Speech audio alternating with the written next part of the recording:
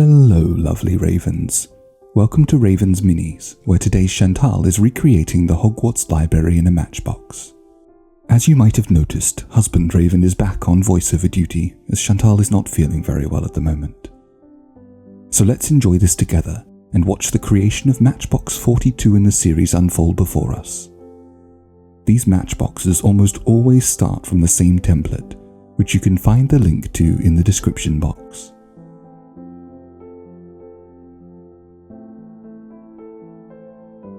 The Hogwarts Library is vast and seemingly ever expanding, housing tens of thousands of books on every magical subject imaginable. Its sheer size and the variety of its collection make it a treasure trove for curious students. The oldest reading room at Oxford is the magnificent Bodleian Library. This doubled as the Hogwarts Library in 3 of the films. To give the library an authentic and ancient feel, the set designers used special techniques to add dust and age to the books and shelves, making them look centuries old. While many of the books and shelves were real, some parts of the library were digitally enhanced in post-production to make the library appear even larger and more impressive than it already was. The lighting team used hundreds of candles and soft, warm lighting to create the atmospheric and slightly eerie glow of the Hogwarts Library. This lighting helped set the mood for many of the library scenes.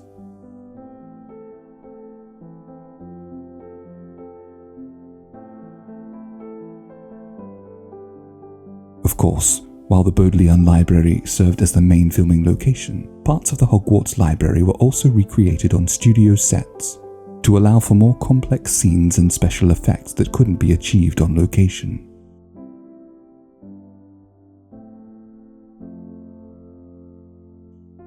Now, I'm sure for those of us who love libraries, the restricted section is probably the part that fascinated us the most. In the Hogwarts Library, this section contains books on powerful and dangerous magic. Students need a signed note from a teacher to access it, as Harry discovered in his first year when trying to learn about Nicholas Flamel.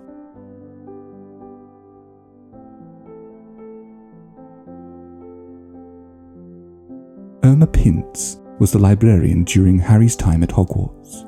She was known for fiercely protecting the library's collection, shushing students, and sometimes even being compared to a vulture.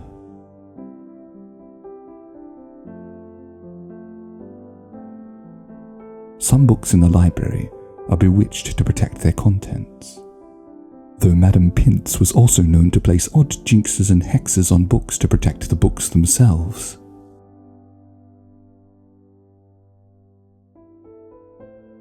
Since I'm not much use at explaining what Chantal is actually doing, I thought I might share instead a little fan fiction I penned about the library, using some of the fun facts I have just shared with you.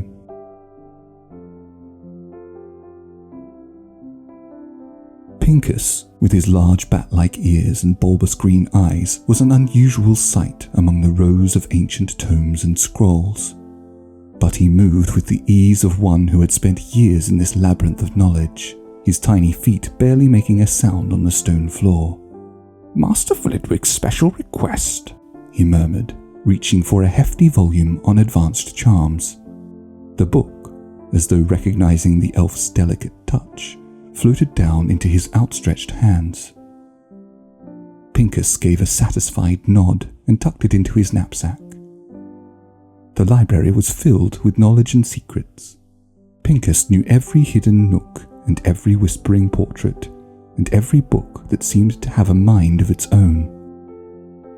He had a particular fondness for the restricted section, where ancient spells and forbidden knowledge lurked behind iron bars. Madame Pintz, the stern librarian, trusted him implicitly, knowing that Pincus would protect the precious tomes with his life. One evening, as he tidied the shelves, Pincus discovered a dusty, forgotten book tucked behind a stack of potion manuals. It was inscribed with runes he didn't recognize. Intrigued, he opened it to find a collection of spells for summoning fantastical creatures. As he skimmed through the pages, Pincus felt a twinge of excitement. "Perhaps Master Hagrid will find this useful," he mused, imagining the half-giant's delight. With a twinkle in his eye, Pincus tucked the book under his arm, ready to share his discovery. In the heart of Hogwarts, even the smallest of beings could unearth the greatest of wonders.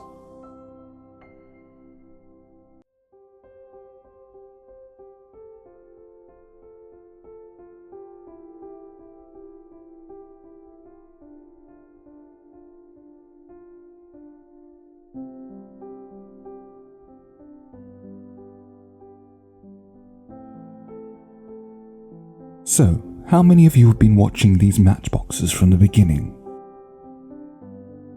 Can you believe we're nearing the end? Let me know in the comments which one has been your favourite so far. I'll make sure to find them and like and reply to them all. For those of you who don't know, I have my own channel, Reading the Classics. Oh, and by the way, if you haven't gotten bored with my voice yet, you could head over there to hear me read classic literature.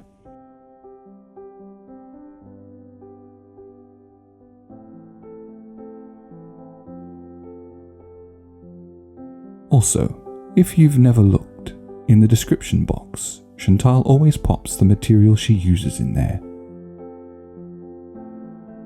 There are also links to her other social media and her Ko-fi store, where you can buy some of her amazing work, or just buy her a coffee.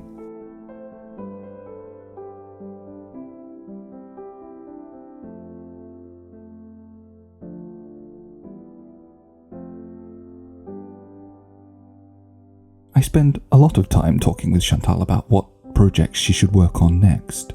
She tends not to like my suggestions, but she loves hearing from all of you, so if you have any great ideas of what you'd like to see next, please let her know in the comments.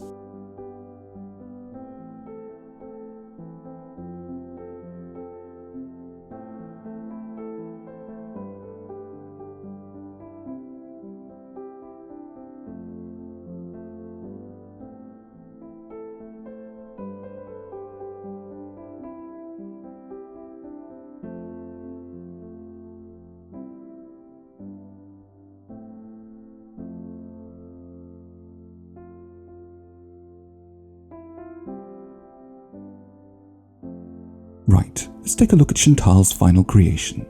Looks like this one escaped from her trademark use of moss for a change.